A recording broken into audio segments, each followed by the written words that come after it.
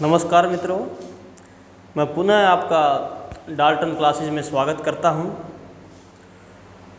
आज हम स्टार्ट करेंगे 10th क्लास का एक टॉपिक। लास्ट टाइम हमने किया था मेटल और नॉन मेटल, उसकी फिज़िकल प्रॉपर्टी हम कर चुके हैं, उसकी केमिकल प्रॉपर्टी हम कर चुके हैं। तो आज उसी कड़ी में आगे स्टार्ट करते हैं कि मेटल जो है वो ऑक्सीजन से कैसे रिएक्ट करते हैं, वाटर से कैसे रिएक्ट करते हैं, ये चीज़ें आज हम पढ़ेंगे। ठीक है, तो बड़े ध्यान से आपको देखना है। Metal, how metal react with oxygen. Metal oxygen से कैसे रिएक्ट करते हैं। मेटल प्लस ऑक्सीजन, इसमें क्या बनेगा, मेटल ऑक्साइड बन जाएगा। क्या बन जाएगा, मेटल ऑक्साइड बन जाएगा। जैसे कॉपर है, हमने कॉपर को ऑक्सीजन की प्रेजेंस में हीट किया, गर्म किया, तो वो किससे रिएक्ट कर जाएगा, ऑक्सीजन से रिएक्ट कर जाएगा। हमने खुले में उसको गर्म किया एयर में, तो कॉपर ऑक्सीजन से रिएक्ट करके क्या बन जाता है, कॉपर ऑक्साइड बन जाता है। ठीक है ना।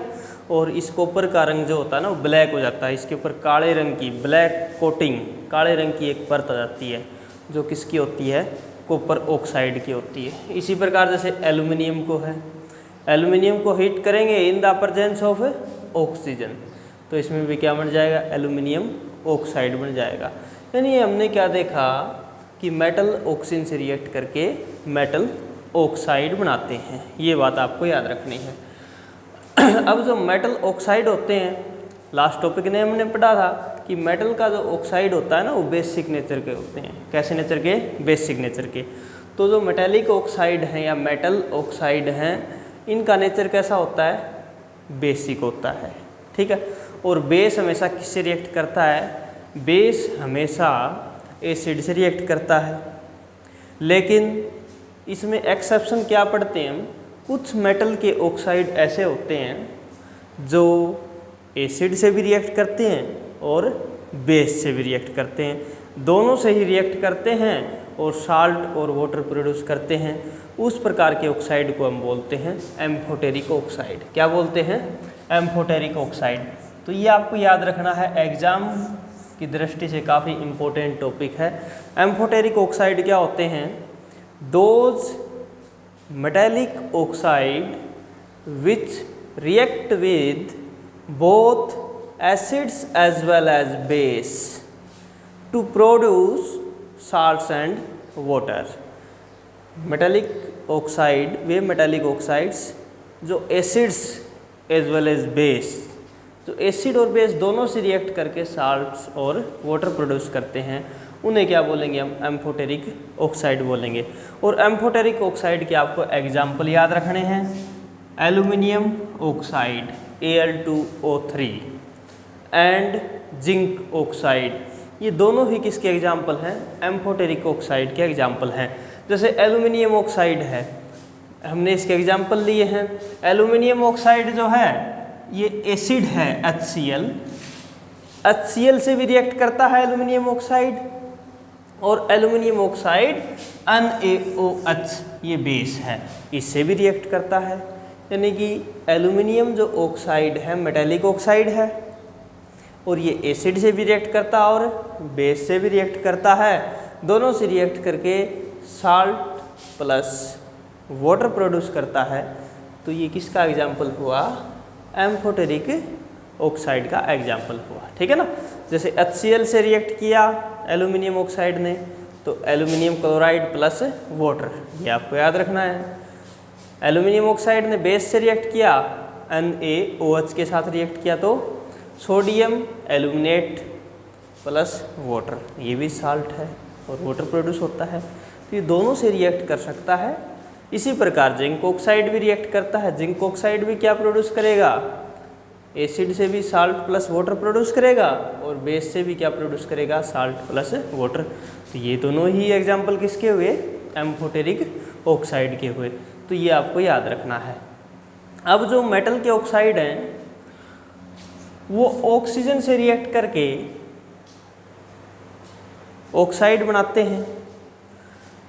तो जो ऑक्साइड की जो लेयर है ये उनको फर्दर कोरोजन, दोबारा कोरोजन होने से बचाने का काम करती है। जैसे मैग्नीशियम है, एल्युमिनियम है, जिंक है, लेड है। जैसे एक क्वेश्चन भी है कि मैग्नीशियम को जलाने से पहले क्यों क्लीन किया जाता है। मैग्नीशियम जो है ना, उसको हम जलाते हैं तो जलाने से पहले उसको सैंड पेपर से क्लीन करते हैं। क्यों क्लीन करते हैं?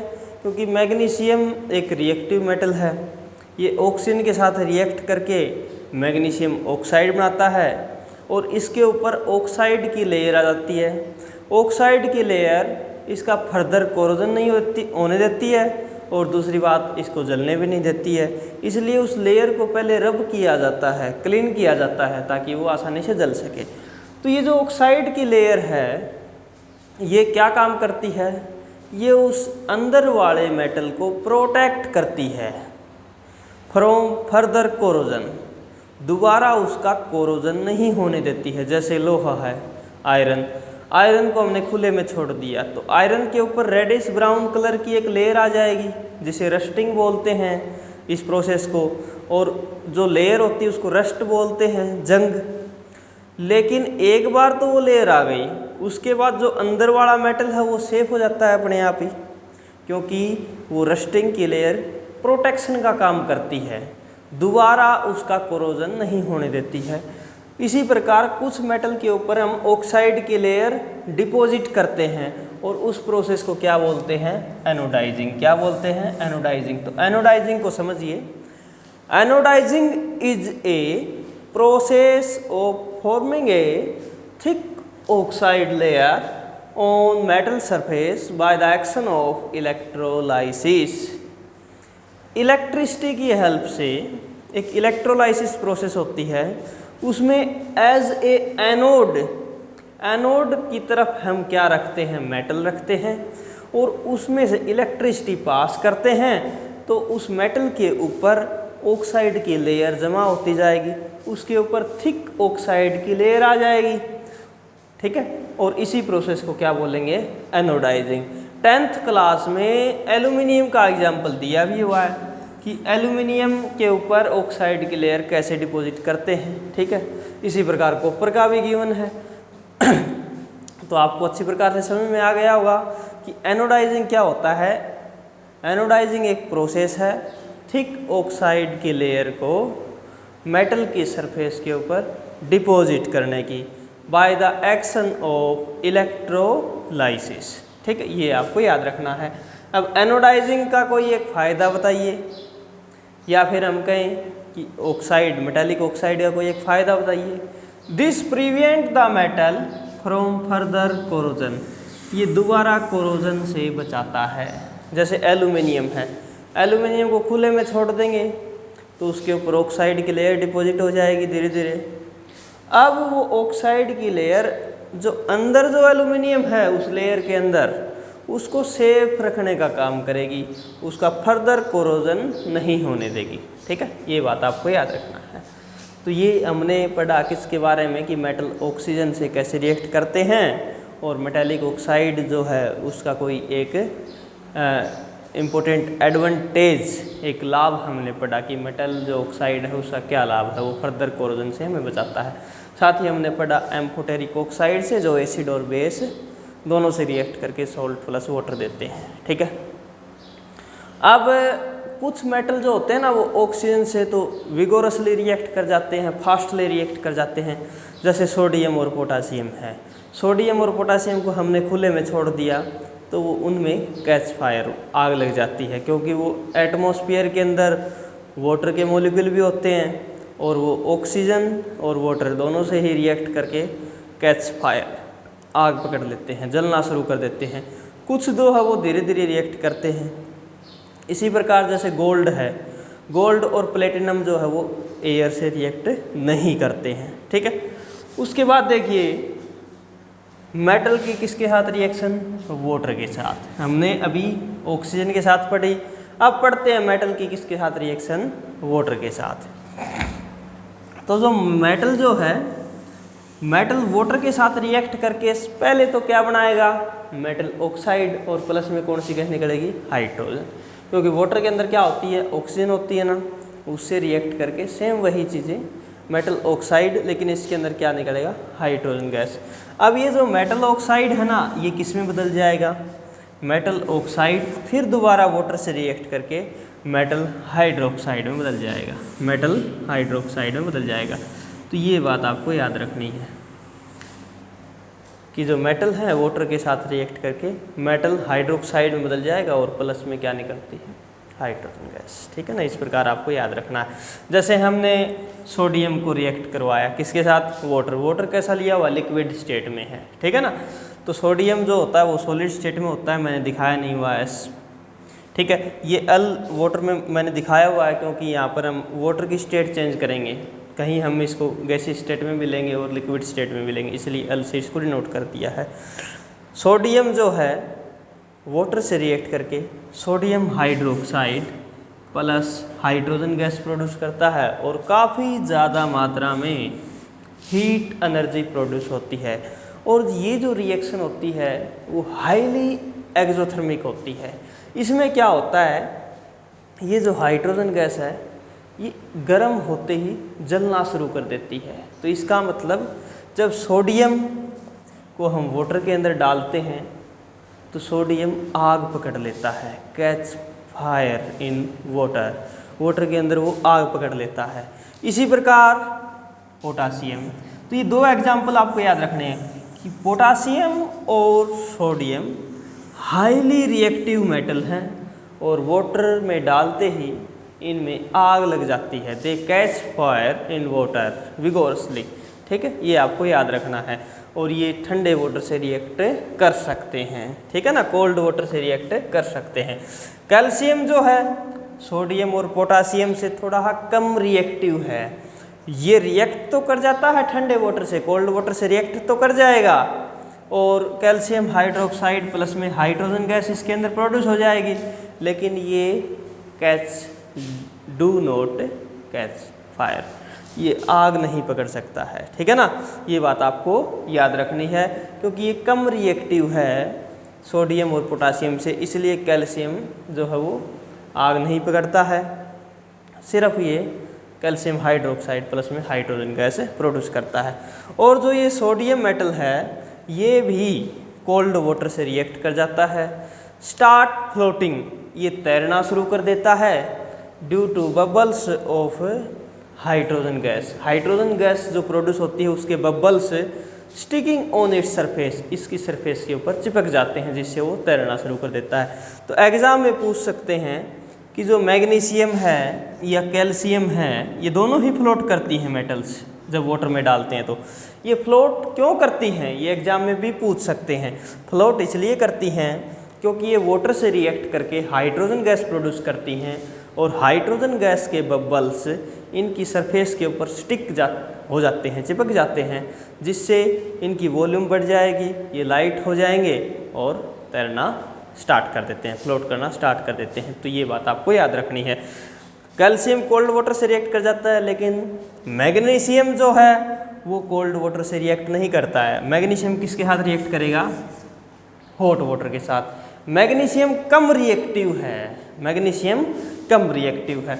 हमने पढ़ा सोडियम और पोटासियम, इनके अंदर तो आग भी लग जाती है वाटर के अंदर, तो ये हाईली रिएक्टिव, काफ़ी ज़्यादा रिएक्टिव हैं। कैल्शियम इनसे थोड़ा कम रिएक्टिव है, मैग्नीशियम और भी कम रिएक्टिव है। ये ठंडे वाटर के साथ, कोल्ड वाटर के साथ रिएक्ट नहीं करता है।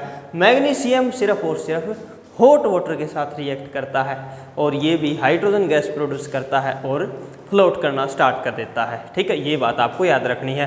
उसके बाद कुछ मेटल ऐसे भी हैं जो ना तो कोल्ड वाटर के साथ रिएक्ट करते हैं ना ही हॉट वाटर के साथ रिएक्ट करते हैं, वो सिर्फ और सिर्फ रिएक्ट कब करेंगे, स्टीम के साथ। किसके साथ, स्टीम के साथ। वाटर की स्टीम, यानी वाटर को हम किस में कन्वर्ट कर लेंगे, भाप के अंदर कन्वर्ट कर लेंगे। वाटर को किस स्टेट में लेंगे हम, गैसियस स्टेट में लेंगे। किस स्टेट में लेंगे, गैसियस स्टेट में। उनके एग्जाम्पल क्या हैं, एल्यूमिनियम, आयरन और जिंक।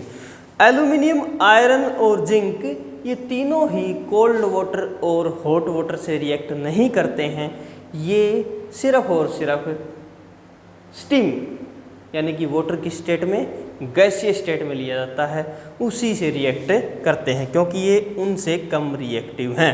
अब आयरन को हमने क्या किया, आयरन की रिएक्शन हमने कराई किसके साथ, वाटर के साथ। किसके साथ कराई, वाटर के साथ। वाटर किस फॉर्म में है, स्टीम की फॉर्म में है, गैसियस फॉर्म में है, गैसीय स्टेट में है, स्टीम की फॉर्म में है, तो आयरन इससे रिएक्ट कर जाएगा और क्या बन जाएगा, आयरन ऑक्साइड बन जाएगा, Fe3O4 आयरन ऑक्साइड बन जाएगा, प्लस हाइड्रोजन गैस रिलीज हो जाएगी। ठीक है, तो ये बात आपको याद रखनी है। ये सभी ही वाटर के साथ रिएक्ट करके हाइड्रोजन गैस प्रोड्यूस करते हैं।